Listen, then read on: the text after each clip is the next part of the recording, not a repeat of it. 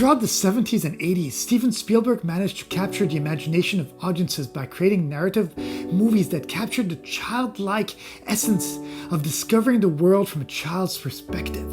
I'm not saying that his movies are childlike, but often his protagonists were children, and therefore the discoveries as well as the perception of the world that Spielberg created felt so vivid and filled with magic. His fascination for creatures from outer space and intelligent life within the universe brought us movies such as Close Encounters of the Third Kind and E.T. the Extra-Terrestrial. This has made him into one of the most influential personalities in the history of cinema. He has an extraordinary number of commercially successful and critically acclaimed credits to his name, either as a director, producer, or writer, since launching the summer blockbuster Jaws in 1975. Some people would even say that his brand of filmmaking has defined our popular way of seeing films since the mid-1970s. And as they say, with great power comes great responsibilities. Already in his early days as a director, he co-founded Amblin Entertainment and later in 1994 DreamWorks Pictures, where he has also served as a producer or executive produced for several successful film trilogies, including popular franchises such as Back to the Future, Men in Black, the Transformers series, and even Gremlins 1 and 2. He later transitioned into producing several video games which obviously blended into his filmmaking with animated CGI films such as The Adventures of Tintin, the BFG, and most recently, Ready Player One. But these will be talked about in one of my next videos. For this video, I'm going to focus on Spielberg's career in the 90s. And if you're interested in looking back at Steven Spielberg throughout the 70s and 80s, be sure to check out my 2 previous videos on the subject.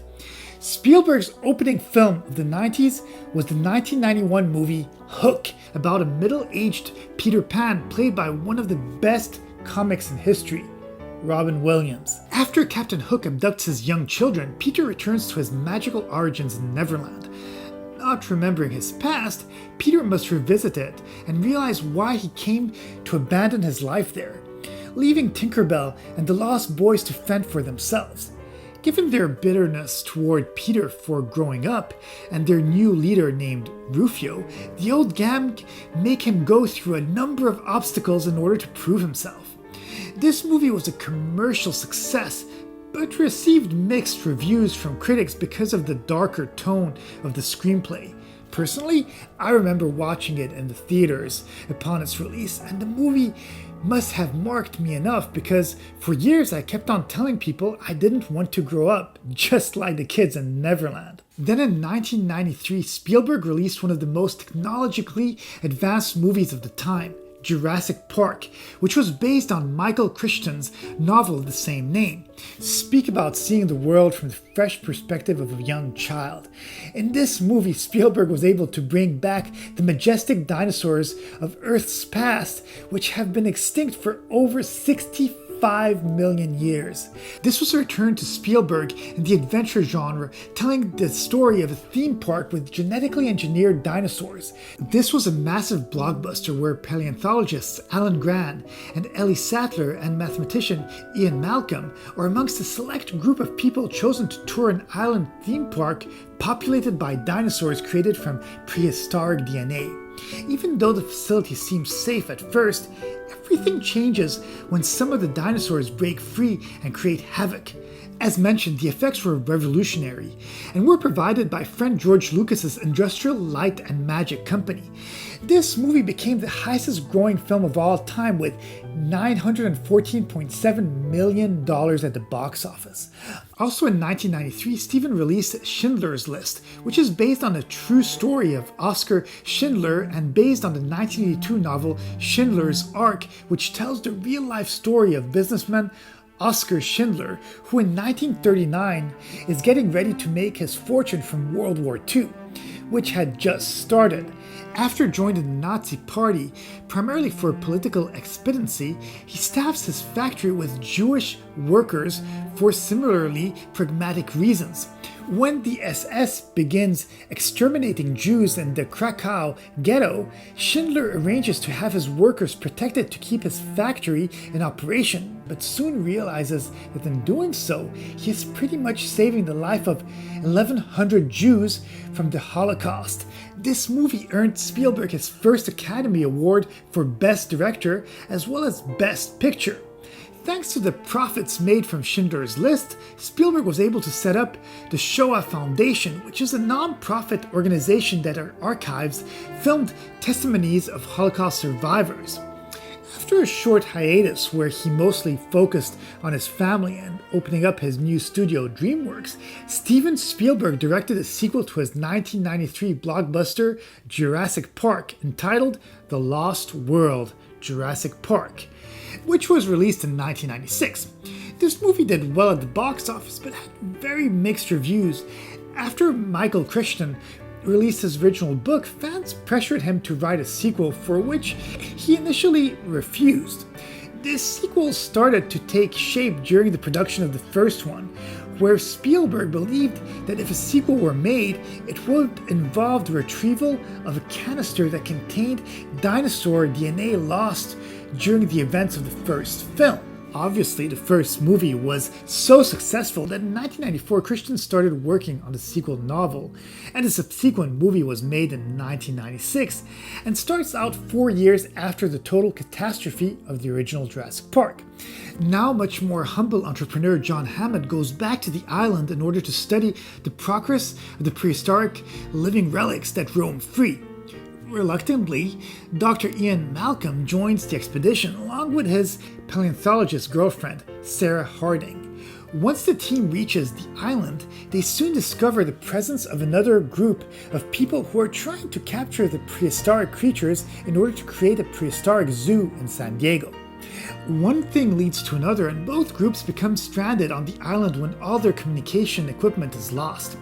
All havoc breaks loose as the dinosaurs hunt the humans. His next film, Amistad, was released in 1997 and is based on a true story about an African slave rebellion. The movie is set in 1839 and starts out on a slave ship named Amistad that is going from Cuba to America. During the long trip, Cinque leads the slaves in an unprecedented uprising. After these events, they end up being held prisoner in Connecticut, and their release becomes the subject of heated debate. In order to exonerate them, Theodore Jodson, a freed slave, recruits a property lawyer to help his case.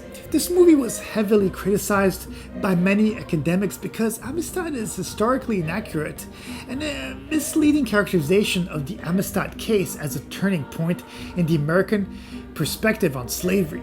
Apparently, the Amistad case actually revolved around the Atlantic slave trade, which was outlawed by 1840 due to international treaty and had nothing to do with slavery as a domestic institution.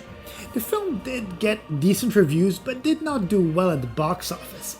In 1998, Spielberg directed another historical movie based on World War II called Saving Private Ryan, about a group of US soldiers led by Captain Miller who takes his men behind enemy lines to find Private James Ryan, whose 3 brothers have been killed in combat.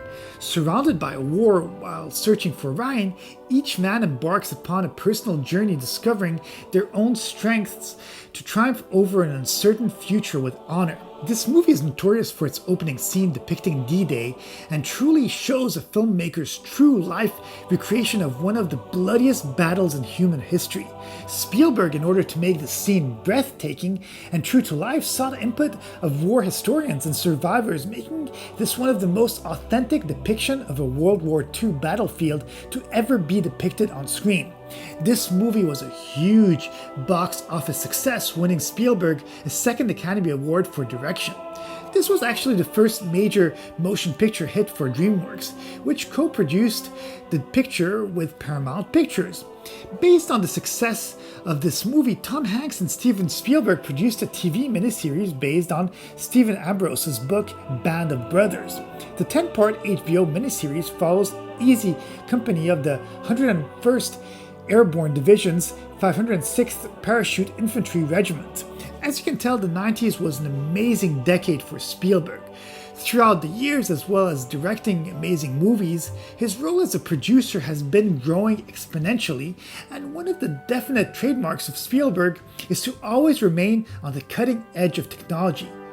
What I've always found majestic about his work is that it's always super beautiful and really well composed and filmed, yet the shooting style remains so simple that most viewers don't realize how intricate it is.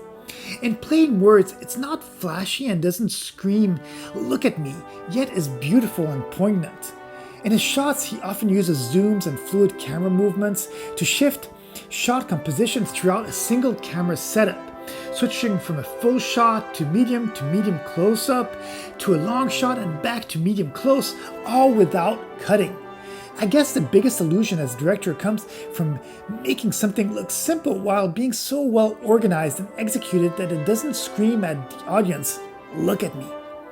With that being said, I really hope that you guys enjoyed this episode. Please be sure to subscribe and hit the like button. This video will be followed by another one about Spielberg in the 2000s, so be sure to tune in for that one.